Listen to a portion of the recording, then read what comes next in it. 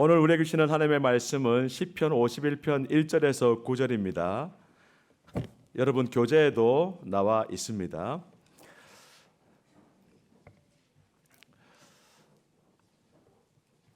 같이 읽어보도록 하겠습니다. 다윗의 시 인도자를 따라 부르는 노래.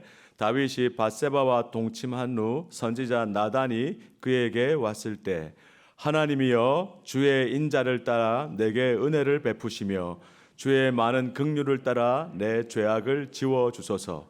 나의 죄악을 맑게 씻으시며 나의 죄를 깨끗이 제하소서. 무릇 나는 내 죄과를 아오니 내 죄가 항상 내 앞에 있나이다. 내가 주께만 범죄하여 주의 목전에 악을 행하여 싸우니 주께서 말씀하실 때에 의로우시다 하고 주께서 심판하실 때에 순전하시다 하리이다. 내가 죄악 중에서 출생하였으며 어머니가 죄 중에서 나를 잉태하였나이다. 보소서, 주께서는 중심이 진실함을 원하시오니 내게 지혜를 은밀히 가르치시리이다. 우슬초로 나를 정결하게 하소서. 내가 정하리이다. 나의 죄를 씻어 주소서. 내가 눈보다 희리이다. 내게 즐겁고 기쁜 소리를 들려주시자 주께서 꺾으신 뼈들도 즐거워하게 하소서. 주의 얼굴을 내 죄에서 돌이키시고 내 모든 죄악을 지워 주소서. 아멘.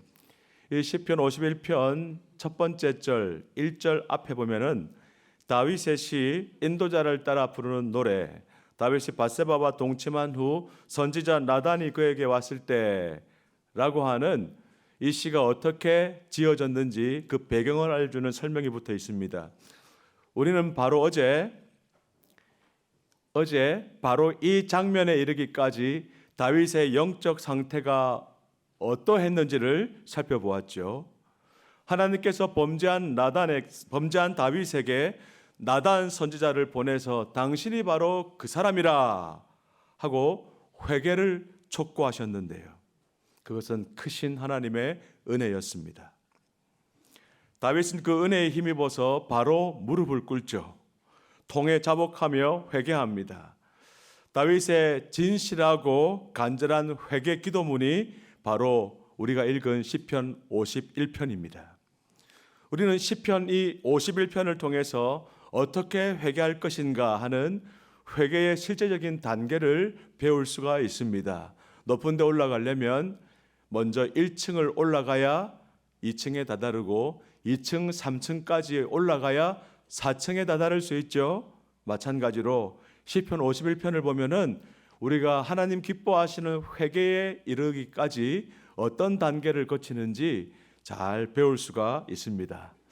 오늘은 모두 6단계 중에서 1단계부터 3단계까지 배우게 되고요. 교재는 전체 5장 중에 3장 내용입니다. 내일은 4단계부터 6단계까지 살펴볼 것이고 교재에서는 4장에 해당합니다. 토요일 마지막 기도회 시간에는 교재 5장을 다루도록 하겠습니다. 참고하시기 바랍니다. 회개의 첫째 단계는 같이 한번 읽어볼까요? 자신을 바라보며 자신이 죄인임을 묵상하기. 회개의 첫째 단계는 객관적으로 자신을 바라보면서 자신이 죄인임을 인정하는 것입니다. 1절부터 3절을 보시면 다윗은 자신이 죄인임을 인정하면서 죄를 뜻하는 히브리어 단어 여러 개를 한꺼번에 사용하죠. 여기 보시면 제가 이렇게 찾아보니까 모두 3개의 히브리어 단어를 사용하는데 죄를 나타내는 대표적인 3개의 단어입니다. 1절에 죄악, 이것은 반역을 뜻하는 히브리어 단어고요. 2절에 나오는 죄악은 다른 히브리어인데 죄악 할 때 악, 그 다음에 부패한 것을 가리킬 때 쓰는 단어입니다. 다른 단어고요. 또 2절 후반절에 보면은 나의 죄를 깨끗이 제하소서 할 때 죄, 이것은 가장 보편적인 히브리어 죄를 뜻하는 하타트라고 하는 단어입니다. 범죄하다 할 때 쓰는 단어입니다. 3절에 무릇 내 죄가를 아오니, 이것은 1절에 처음 나왔던 죄악과 같은 단어입니다. 1절에 죄악이라고 번역했고 3절에 죄과라고 번역했는데 히브리어로는 같은 단어고요. 마지막 3절 후반절에 내 죄가 할 때 이 죄는 2절에 있는 죄, 하타트와 같은 단어입니다. 왜 이렇게 했을까요? 다윗이 이 짧은 구절에 죄를 뜻하는 히브리어 단어 여러 개를 왜 한꺼번에 사용하면서 이런 고백을 할까요? 이것은 하나님, 저는 죄라고 하는 죄는 몽땅 다 저지른 놈입니다 라고 고백하는 것과 같습니다. 엄밀히 말해서 다윗은 두 가지 죄를 지었죠. 첫째, 뭐죠? 살인하지 말라 6계명 어겼죠. 그 다음요, 간음하지 말라 7계명 어겼죠. 우리가 눈으로 볼 때는 2계명을 어긴 것 같아요. 그런데 왜 모든 죄를 지었다고, 죄란 죄는 다 지었다고 그렇게 고백할까요? 야고보서 말씀을 보시면 누구든지 온 율법을 지키다가 그 하나를 범하면 모두 범한 자가 되나니, 하나를 범하면 모두 범한 자가 된대요. 간음하지 말라 하시니가 또한 살인하지 말라 하셨은즉 네가 비록 간음하지 아니하여도 살인하면 율법을 범한 자가 되느니라.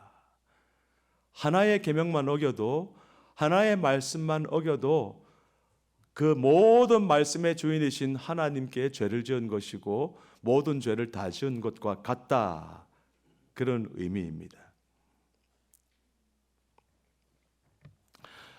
여러분 3절에 보시면 다윗은 밧세바를 범한 후에 1년이 지나도록 자신의 죄악을 까맣게 잊고 있었습니다. 적어도 나단 선지자가 와서 당신이 바로 그 사람이라 하고 죄를 지적하기 전까지는 말이죠. 그러나 나단이 죄를 지적하자 다윗은 아마 그 자리에서 얼어붙었을 겁니다. 한번 상상해 보세요. 당신이 바로 그 사람이라, 충격을 받았겠지 않습니까?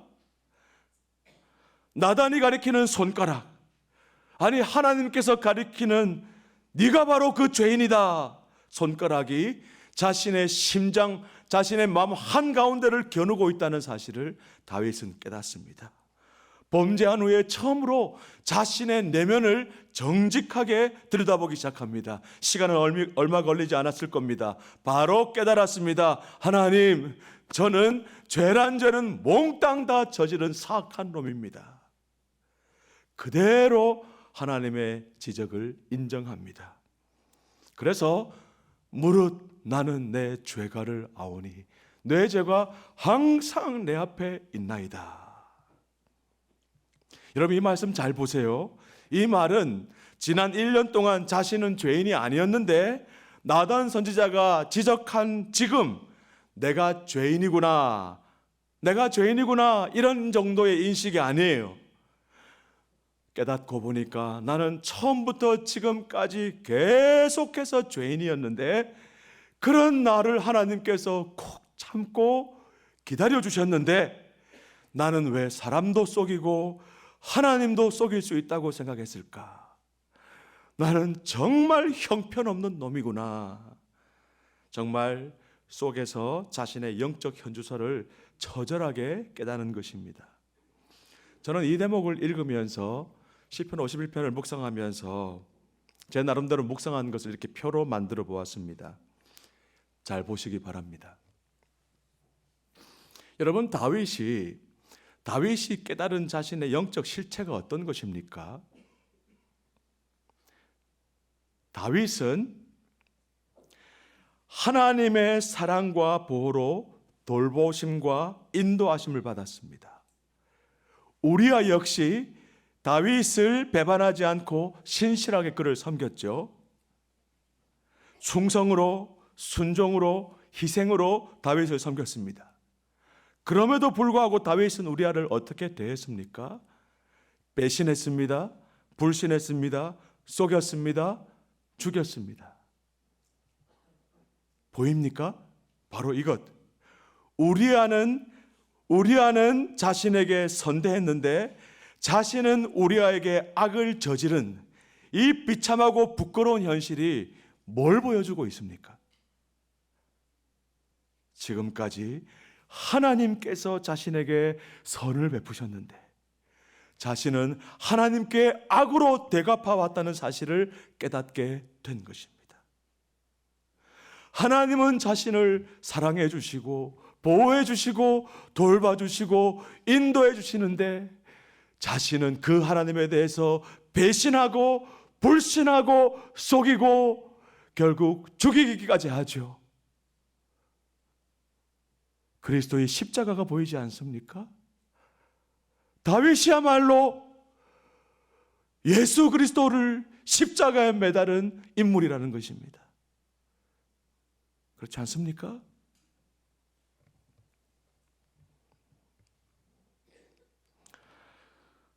그래서 이렇게 고백합니다.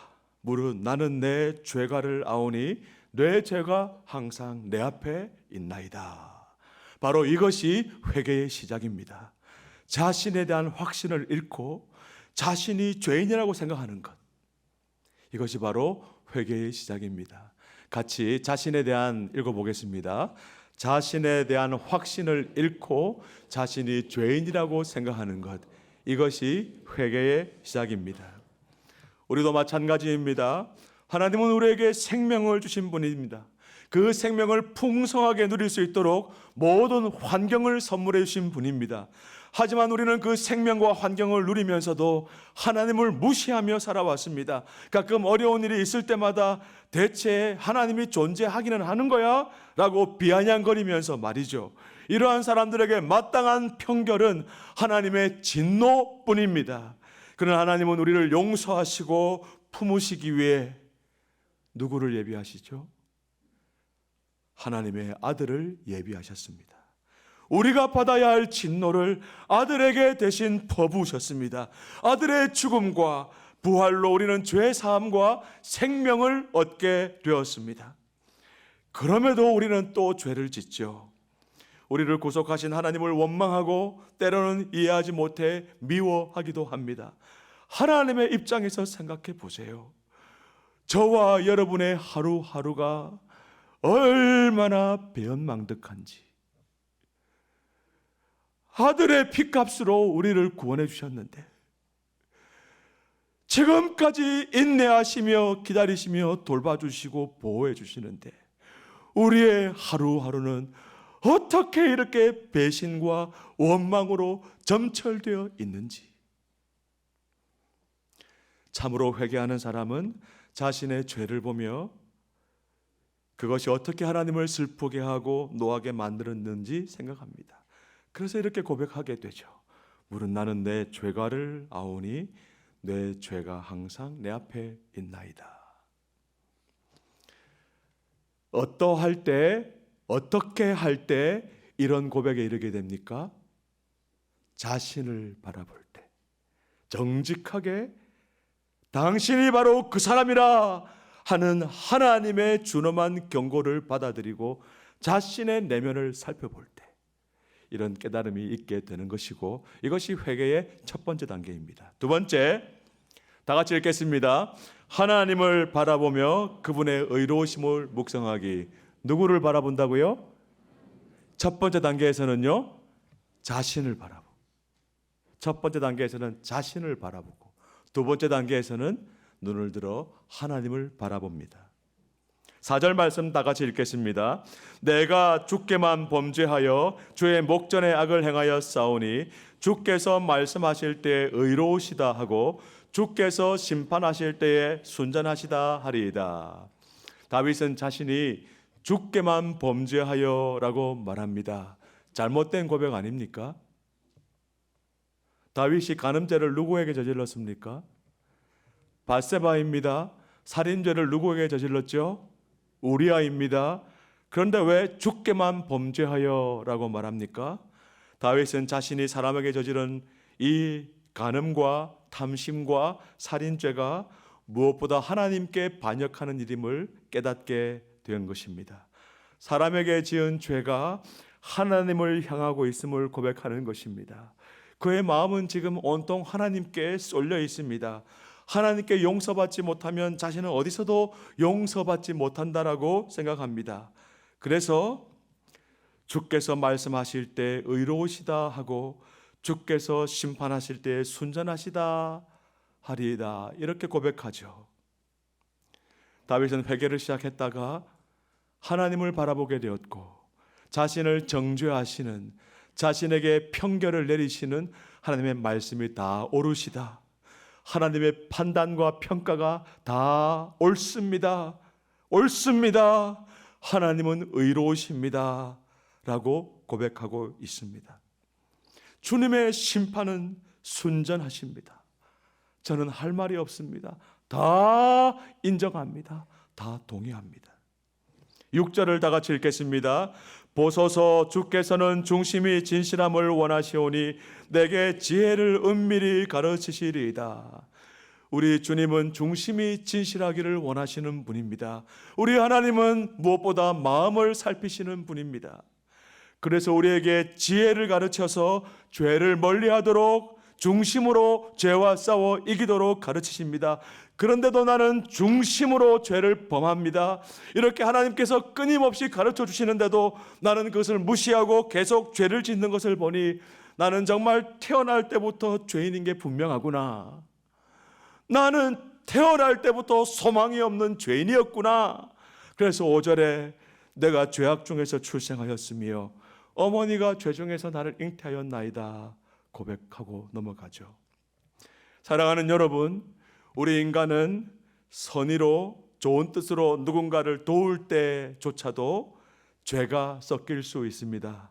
그러나 하나님은 단 한 번도 우리를 잘못 대하시는 적이 없습니다. 하나님은 언제나 말씀을 통해 끊임없이 우리를 돌이키려 하셨습니다. 따라서 우리는 하나님께 책임을 전가할 수 없지요. 하나님은 언제나 옳으십니다. 하나님은 언제나 옳으십니다. 동의하시면 아멘. 하나님은 언제나 신실하십니다. 우리는 하나님께 책임을 떠넘길 수 없습니다. 이렇게 자신을 바라보는 시선을 바꾸어서 하나님을 바라보며 하나님의 성품을 묵상하며 내가 이렇게 엉망이 되었는데도 하나님은 언제나 옳으시고 하나님은 신실하십니다. 이것이 바로, 이렇게 고백하는 것이 바로 회개의 두 번째 단계입니다. 오늘 마지막 세 번째로 다 같이 십자가를 바라보며 용서를 구하기. 무엇을 바라본다고요? 십자가를 바라보며 용서를 구하기. 7절부터 9절을 다 같이 읽겠습니다. 우슬초로 나를 정결하게 하소서. 내가 정하리이다. 나의 죄를 씻어주소서. 내가 눈보다 희리이다. 내게 즐겁고 기쁜 소리를 들려주시사 주께서 꺾으신 뼈들도 즐거워하게 하소서. 주의 얼굴을 내 죄에서 돌이키시고 내 모든 죄악을 지워주소서. 1절부터 3절에서 다윗은 죄악, 죄과 이런 여러 히브리어 단어를 사용해서 자신이 죄란 죄는 몽땅 다 저지른 형편없는 악인임을 고백했습니다. 그런데 이제는 정결하게 해주십시오, 씻어주십시오, 지워주십시오 라는 서로 다른 세 단어를 반복해서 사용하면서 자신이 지은 죄란 죄들은 모두 다 용서해달라고, 하나님 하나도 남김없이 다 지워주시고 용서해달라고, 씻어달라고 간구합니다. 철저하게 회개하고 있습니다. 자신이 범한 죄만큼이나 풍성한 하나님의 자비와 은혜를 구하고 있는 것입니다. 7절 한 번 더 다 같이 읽겠습니다. 우슬초로 나를 정결하게 하소서. 내가 정하리이다. 나의 죄를 씻어주소서. 내가 눈보다 희리이다. 여기 7절에서 우슬초는 뭘 말하죠? 우슬초는 구약시대 때 부정함을 없애는 의식에 사용되던 약초입니다. 한센시병 환자가 접촉이 되거나 함께 있게 되면 부정을 타게 되잖아요. 또 한센시병 환자 자체가 부정하다고 격리되잖아요. 시체를 만지면 부정해지죠. 이렇게 사람이 부정해졌을 때 그 부정해진 사람을 깨끗하게 씻어주는 의식에 우슬초가 사용되었어요. 6월절, 출애굽 6월절에 문설주 좌우 임방에 피를 뿌렸죠. 그때도 우슬초가 사용되었어요. 히브리서 9장 22절을 보십시오. 율법을 따라 거의 모든 물건이 피로써 정결하게 되나니 피 흘림이 없은즉 사함이 없느니라. 피 흘림이 없은즉 사함이 없느니라. 보이십니까? 우슬초는 예수 그리스도의 십자가 보혈을 정확하게 가리키고 있습니다. 히브리서 기자는 이렇게 말합니다. 9장 28절 다 같이 이와 같이 그리스도도 많은 사람의 죄를 담당하시려고 단번에 들이신 바 되셨고 구원에 이르게 하기 위하여 죄와 상관없이 자기를 바라는 자들에게 두 번째 나타나시리라. 그리스도도 많은 사람의 죄를 담당하시려고 단번에 들이셨고 우슬초의 피 뿌림이 결국 예수 그리스도의 십자가 죽으심과 보혈의 은혜를 상징하는 것입니다. 무슨 말입니까? 무슨 말입니까? 우리의 회개는 그리스도의 속죄의 근거에서 하는 것입니다. 우리가 회개한다고 사면 받는 것이 아니죠. 우리가 회개한다고 모든 죄가 지워지는 것이 아니죠. 우리의 모든 죄를 지우는 것은 오직 예수 그리스도의 십자가 보혈밖에 없는 줄 믿습니다. 믿으시기 바랍니다. 이렇게 자신을 바라보다가 눈을 들어 하나님을 바라보다가 더 눈을 들어 십자가를 바라보게 되는 것이 회개의 세 번째 단계입니다. 사랑하는 여러분, 자신이 죄인이라는 사실을 깊이 깨닫는 것은 참으로 중요합니다. 그러나 거기서 그치는 것은 참된 회개가 아닙니다. 한 걸음 더 나아가서 그리스도께서 우리를 위해 죽으시고 죄값을 다 치르신 것까지 바라보아야 바른 회개입니다. 골고다 언덕에서 수치를 당하신 그리스도는 우리가 받아야 할 진노를 대신 다 담당하셨습니다. 우리가 아무리 큰 죄책감에 시달려도 십자가를 바라본다면 우리는 절망하지 않고 오히려 더 큰 은혜를 발견하게 됩니다. 여러분, 교재 한번 읽어오셨습니까? 오늘 설명을 들으시면서 말씀을 들으시면서 책에 있는 내용이 한 번 더 싹 정리되고 있으면 여러분 너무 잘하고 계신 겁니다. 교재 66페이지에 보면은 로버트 머리 맥체인 목사님 말이 인용이 되어 있는데요. 너무 귀한 말입니다. 맥체인 목사님이 우리들에게 권면하신다 생각하고 우리 같이 한번 천천히 읽어보겠습니다. 주 예수를 힘써 배우게 자신을 한번 주목할 때 그리스도에 대해서는 10배로 주목하게 그리스도는 참으로 사랑스러우신 분이라네. 그토록 무한한 위험 가운데 계시면서도 죄인들을 향해 한없는 은혜와 자비를 베푸시네. 죄인의 괴수에게조차 말일세 하나님의 미소를 한껏 누리게 그분의 빛나는 광채에 온몸을 녹이게. 그리스도의 십자가를 바라보며 용서를 구할 때 하나님은 우리를 거절하지 않으십니다. 아니, 그리스도께서 우리를 위해 죽으셨기 때문에 하나님은 절대 우리를 거절하실 수가 없습니다. 우리를 거절하신다면 하나님은 하나님이 아닙니다. 하나님은 우리를 기쁘게 받으시고 그분의 은혜 안에서 화평을 누리게 하실 줄 믿습니다. 이제 마지막으로 교재 3장에 보면은 이렇게 회개의 세 단계를 설명한 다음에 마지막에 인자하심에 기대어 나아가라, 뻔뻔하게 나아가라, 이런 권면을 하는데요. 이게 무슨 말일까요?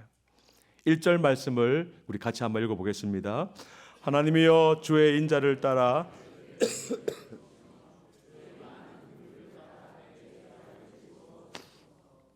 다윗은 하나님께 주의 인자를 따라 자신에게 은혜를 베풀어 달라고 말합니다. 여기서 인자라고 번역된 히브리어 단어는 헤세드입니다. 헤세드. 다윗이 무엇에 의지해서 하나님의 은혜를 구하고 있죠? 헤세드. 헤세드. 여러분, 이 단어는 기억하셔야 합니다. 헤세드, 은혜라고 번역되는 단어입니다. 헤세드는 우리에게 그럴 만한 공로나 자격이 있어서가 아니라 하나님의 약속 때문에 베푸시는 신실한 사랑입니다. 그저 우리를 사랑하시기 때문에, 더 정확히 말하자면 우리를 사랑하겠다고 정하시고 약속하셨기 때문에 사랑하시는 언약적 사랑입니다. 여러분, 하나님께서 여러분을 사랑하십니다. 하나님께서 여러분을 위해서 아들을 희생시키셨습니다. 그래서 저와 여러분이 진심으로 회개하면 하나님은 절대로 우리를 거절하지 않으십니다. 절대로 거절하지 않으십니다. 우리가 진심으로 회개하면 하나님은 다 사면해 주시고 용서해 주십니다. 믿으시기 바랍니다. 두 번째로, 이 헤세드는 분에 넘치는 사랑을 가리킵니다. 우리가 하나님께 한 행동을 생각한다면 하나님은 우리에게 용서를 베푸실 의무가 없죠. 하지만 하나님은 신실하시고 인자하신 분이기 때문에 회개할 때마다 우리를 용서하십니다. 마치 우리를 용서하실 의무가 있기라도 한 것처럼 말이죠. 정말 분에 넘치는 사랑입니다. 사랑하는 여러분, 저를 한번 보십시오. 우리가 회개할 때 지금까지 어떤 단계를 거쳐왔는지 한번 돌아봅시다. 어떤 잘못을 저질렀을 때, 그것이 생각났을 때 회개했죠. 가끔은 나의 존재 자체가 하나님을 반역하고 있음을 깨닫고 큰 회개도 하시는 적이 있죠. 그럴 때 우리가 어떤 단계를 거칩니까? 당신이 바로 그 사람이라. 하나님의 준엄한 지적, 이 손가락에 가리키는 자신의 내면을 직면하셨습니까? 자신을 정확하게 바라보셨습니까? 정말 죄인임을 인정하셨습니까? 그러나 거기에서 머물지 않고 이런 판단은, 이런 편결은 의로우십니다. 맞습니다. 정확합니다. 하나님은 언제나 옳습니다. 신실하십니다. 하나님을 바라보셨습니까? 두 번째 단계. 여러분, 내가 죄인임을 인정한다고 해서 사면받게 될까요? 하나님을 바라본다고 해서, 하나님은 언제나 옳으시다라고 고백한다고 해서 사면받을까요? 천만의 말씀. 1단계, 2단계만 가지고는 우리는 절대로 용서받을 수 없습니다. 그리스도께서 우리를 대신해서, 우리를 위해서, 우리를 대표해서 십자가에서 형벌을 대신 받으셨기 때문에 자신을 바라보고 하나님을 바라볼 때 우리가 용서받게 되는 것입니다. 십자가가 우리를 용서하는 것입니다. 십자가가 우리를 자유케 하시는 것입니다. 그래서 우리가 회개할 때, 예배 드릴 때 이 십자가를 꼭 바라보시게 되시기를 주의 이름으로 축원합니다.